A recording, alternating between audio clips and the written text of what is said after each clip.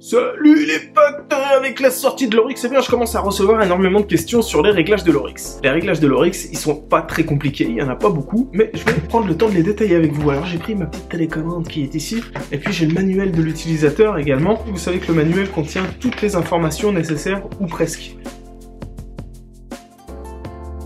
Le premier réglage disponible sur l'Oryx, eh bien c'est le réglage de sensibilité. Le réglage de sensibilité, il est disponible sur la majorité des détecteurs de métaux, bah même tous en fait.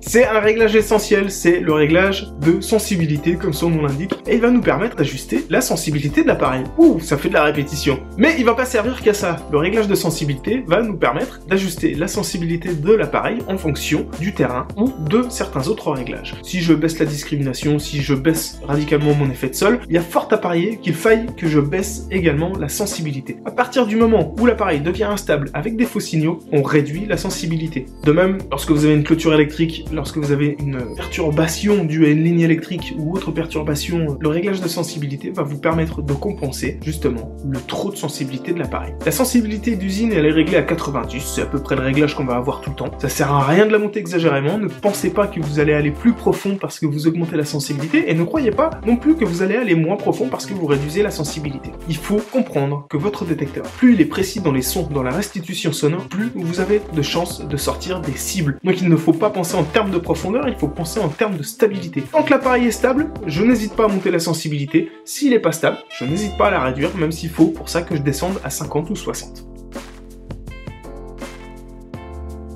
La fréquence de détection. L'Oryx, d'origine, il est livré avec un HF qui va de 14 à 54 pour le 22, de 14 à 80 pour l'elliptique. On a la possibilité de lui adjoindre également les disques X35, de 4 kg à 30 kg. C'est pas les fréquences précises, mais on s'en fiche un petit peu. Ces fréquences, elles ont un impact direct sur votre façon de prospecter, sur les cibles que vous allez trouver. Plus la fréquence est haute, plus l'appareil va être sensible aux cibles peu conductrices, et moins il sera sensible aux perturbations du sol. Plus la fréquence est basse, plus il sera sensible aux problématiques du sol, à la minéralisation, et moins on aura la capacité de toucher les cibles peu conductrices. On dit souvent petites cibles, mais ça veut pas dire grand chose, il vaut mieux parler de cibles peu conductrices et de cibles très conductrices. On peut pas avoir des très petites cibles, genre au bol de Marseille, qui sont très conductrices. Donc la proportion de petites cibles et de cibles peu conductrices sera plus importante avec les hautes fréquences. Mais plus on monte en fréquence, plus on génère d'instabilité, et plus on va encourager les ferreux à sonner correctement. Donc il faut toujours trouver un juste milieu. N'allez pas directement sur le haute fréquence. Les petites cibles, vous allez les sortir à 14 kg, vous allez les sortir à 54 kg, mais pas dans les mêmes conditions. C'est ça la différence. Il faut savoir que même à 4 kg, on peut sortir des très petites cibles, mais pas dans les mêmes conditions qu'une haute fréquence. Alors évidemment, la proportion de petites cibles, je vous le disais juste avant, entre 4 kg et 20 kg, elle va être énorme. C'est-à-dire qu'à 4 kg, vous avez la possibilité d'en trouver, mais peu en haute fréquence, elles vont très bien réagir, forcément. Il faut penser la fréquence avec le sol, et non pas avec le type de trouvaille ou quoi que ce soit. Votre sol est minéralisé, il faut monter en fréquence. Votre sol est pollué de ferreux, il faut monter en fréquence. Le décalage de fréquence. L'Oryx possède un décalage de fréquence, ça c'est comme d'habitude, comme sur tous les détecteurs, ça sert simplement à ne pas être perturbé par un détecteur à proximité. Lorsque vous allez dans un rallye ou quoi que ce soit, vous avez le choix, autant de possibilités de ne pas être perturbé par les appareils des voisins.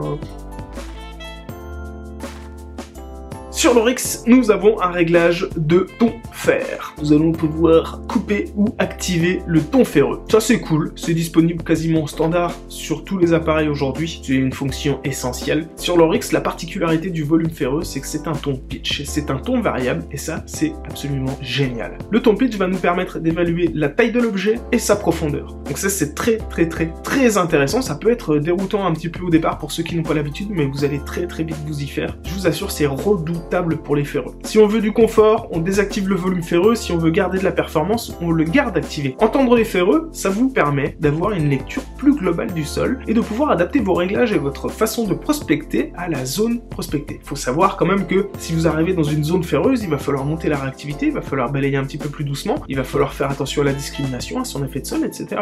Ça demande quand même un petit peu d'expérience et un petit peu d'attention.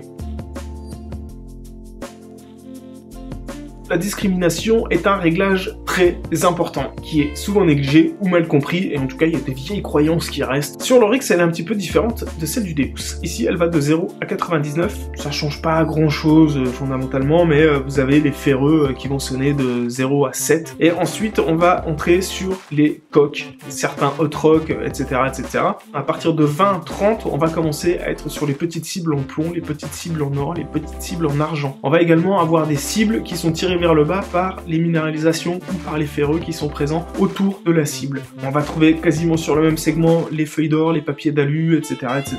La discrimination, elle fonctionne également avec l'effet de sol. C'est-à-dire que plus vous allez baisser votre effet de sol, et plus l'appareil va être sensible aux ferreux. Et pour compenser, on va en partie monter la discrimination. Ou alors on peut la descendre. Si on a un terrain très difficile, si c'est par exemple très minéralisé, on va baisser la discrimination et on va baisser l'effet de sol. Pourquoi? Eh bien parce que ça va nous permettre de décaler ce qu'on appelle la zone d'inhibition. C'est une zone de rejet pur des cibles. C'est technique, c'est comme ça. Pas rentrer trop profondément dans le truc, mais c'est comme ça. Il y a des cibles qui peuvent être rejetées. Et donc en décalant cette zone, eh bien on ouvre l'appareil à certaines cibles qui pourraient tout simplement ne pas sonner. Donc la discrimination, ça s'apprend, ça n'a l'air de rien comme ça, mais c'est comme les autres réglages, ça permet quand même de faire des grosses différences sur le terrain.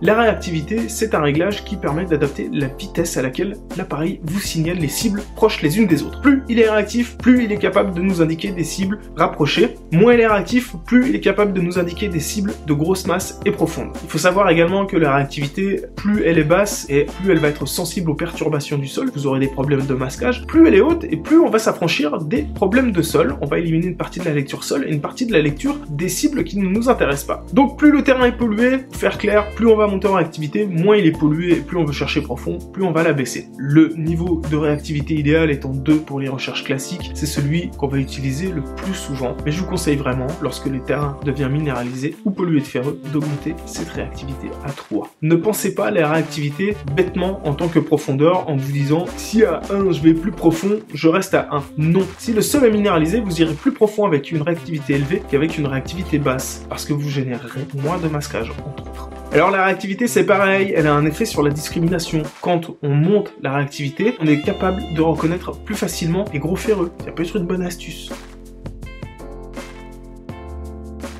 L'effet de sol, je sais que c'est une grosse galère pour pas mal d'entre vous. L'effet de sol, ça demande de l'expérience de sol et de l'expérience en détection. Je vous conseille de ne pas le toucher si vous ne savez pas ce que vous faites parce que ça risque de vous poser des problèmes. Il y a beaucoup de gens qui me contactent et qui me disent oui je comprends pas, j'arrête pas de sortir des ferreux, oui je comprends pas, je ne sors que des déchets, je comprends pas, mon appareil il est tout le temps instable, c'est indétectable. Lorsqu'on va toucher l'effet de sol, on va augmenter la sensibilité de l'appareil. Plus je baisse l'effet de sol, plus l'appareil devient sensible. Donc je vais compenser avec le réglage de sensibilité. Plus je baisse l'effet de sol, plus les conductivités remontent. Inversement, si j'ai de la minéralisation qui m'empêche de détecter et qui me rend les cibles silencieuses, je vais, en augmentant cette sensibilité grâce à l'effet de sol, permettre à l'appareil de s'affranchir de ces problèmes d'effet de sol et donc d'attraper les cibles qui seraient habituellement ignorées. L'effet de sol moyen, c'est 88-90, ça correspond au rejet du ferrite. Le ferrite, il y en a absolument partout dans nos terrains, donc il faut le rejeter. Mais néanmoins, ce que je peux conseiller pour les débutants, ceux qui veulent avoir une approche de l'effet de sol, commencez avec un effet de sol à 82. Ne descendez pas en dessous de 82, restez dans ces zones 82-88. Restez par là et commencez à tester les réactions de l'appareil. Savoir que quand on touche les réglages, quel que soit le détecteur, on les touche un par un et on tente de comprendre ce qui change dans les réactions de l'appareil. C'est hyper important, sinon vous n'aurez pas de base stable et vous ne saurez jamais quel est l'impact de ce que vous avez touché. Donc on touche les réglages un par un. Amusez-vous, calez de l'effet de sol, mettez-le à 82 et détectez avec le programme que vous utilisez habituellement. Et puis quand vous avez fait quelques minutes et que vous avez commencé à comprendre comment ça fonctionne, comment ça réagit et ce qui sonne, commencez à modifier un petit peu les paramètres de discret et ainsi de suite. Mais ne faites pas tout d'un coup. L'effet de sol, si vous commencez à le toucher, il va falloir être très attentif. Ça se passe au son principalement. Dès que l'appareil devient instable, il faut recaler le sol. Dès qu'on commence à avoir des signaux indésirables, il faut recaler le sol. Dès que les signaux, les réponses sur cible commencent à être un petit peu aléatoires, pareil, on recale l'effet de sol. C'est un réglage à utiliser, moi je dirais, par zone. Lorsque vous connaissez laisser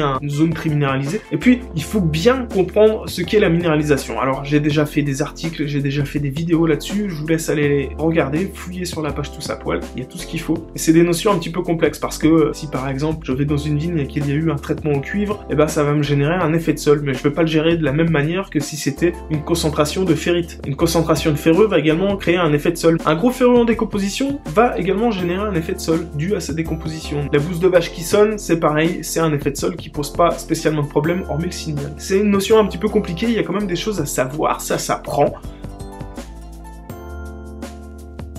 Enfin, sur l'Oryx, on a un mode salt. Le mode salt, c'est une petite variante de l'effet de sol qui va nous permettre de détecter à la plage. Les effets de sol de la plage, c'est très particulier. Faut savoir que l'eau de mer, c'est un électrolyte puissant. Pourquoi? Parce que c'est un mélange d'eau et de sel. Ça crée un effet de sol qui est colossal. C'est très très difficile pour un appareil VLF de pouvoir passer sur ces types de terrain. Donc on adopte une stratégie un petit peu différente et on va utiliser un effet de sol spécifique. Votre effet de sol, en activant le mode salt, sera de 0 à 30 et va vous permettre bien de gérer une zone de rejet de sol adaptée à ce terrain très particulier.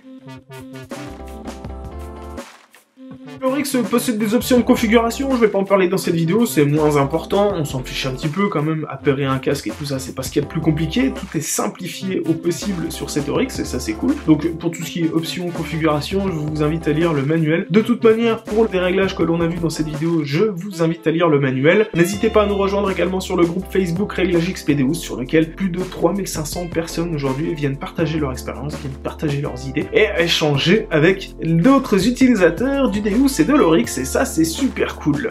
Je vous invite à laisser un pouce bleu sur cette vidéo, à la commenter bien sûr, je vous invite à la partager si ce n'est pas déjà fait, et moi je vous dis à très bientôt pour la prochaine vidéo les potes, ciao!